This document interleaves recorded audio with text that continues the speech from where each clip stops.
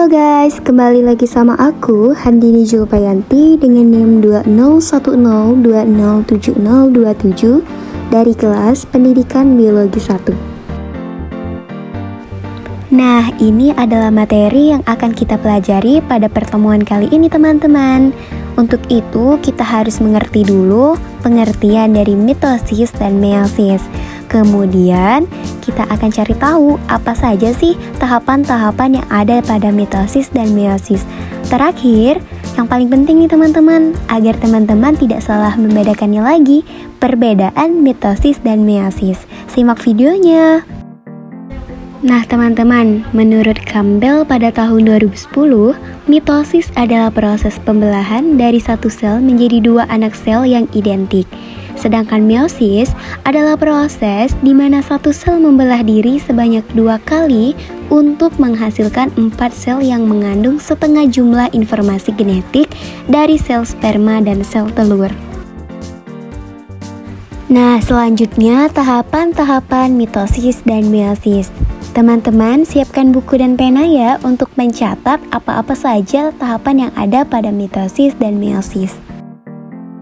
Nah teman-teman, pertama ada tahapan mitosis nih yang terdiri dari 6 tahapan. Teman-teman bisa lihat gambar di samping ya.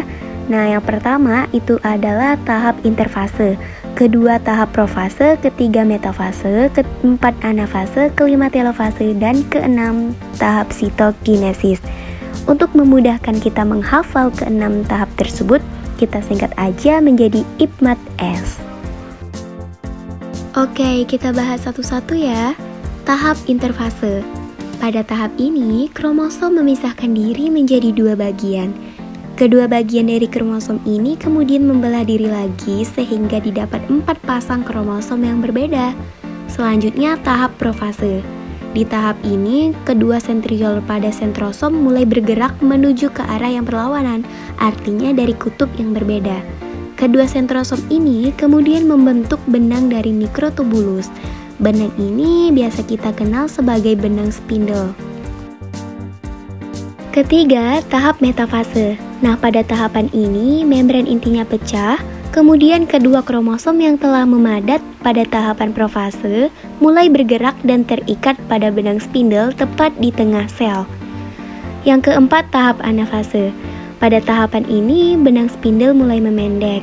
Hal inilah yang menyebabkan kedua pasangan kromatid bergerak ke dua kutub berlawanan dari sel. 5. Tahap telofase. Nah, pada tahapan ini, kedua kromosom mulai membentuk membrannya masing-masing. Keenam, tahap sitokinesis. Oleh karena sel dalam keadaan yang tidak stabil, jadi sel akhirnya membelah diri menjadi 2. Pada tahapan ini, sel menjadi 2 anak sel dengan masing-masing sel memiliki 23 pasang kromosom. Nah teman-teman, pada tahapan meiosis ini memiliki tahapan yang serupa atau sama dengan tahapan mitosis. Namun pada meiosis, masing-masing tahapan kecuali interfase terjadi sebanyak 2 kali. Nah, ini adalah ilustrasi gambar pembelahan meiosis dalam siklus hidup organisme. Selanjutnya, perbedaan antara pembelahan mitosis dan pembelahan meiosis. Nah, teman-teman, simak dengan baik ya. Untuk membedakannya, kita mulai lihat dari tujuannya. Tujuan dari mitosis dalam makhluk hidup uniseluler adalah untuk berkembang biak. Namun pada makhluk hidup multiseluler adalah untuk pertumbuhan atau untuk memperbaiki regenerasi bagian jaringan tubuh yang rusak. Sedangkan meiosis untuk membuat sel gamet atau sel reproduksi yang membawa sifat genetik. Nah, proses meiosis memungkinkan peluang keragaman genetik pada keturunan organisme yang merupakan dasar dari evolusi. Selanjutnya dilihat dari tahapan IPMAT-S. Jika mitosis hanya terjadi 1 kali, maka meiosis terjadi 2 kali kecuali interfase. Terakhir, kita lihat dari kelainannya. Nah, pada mitosis, kelainan yang dapat terjadi pada mitosis itu salah satunya kanker, di mana sel akan membelah terus-menerus tanpa terkendali.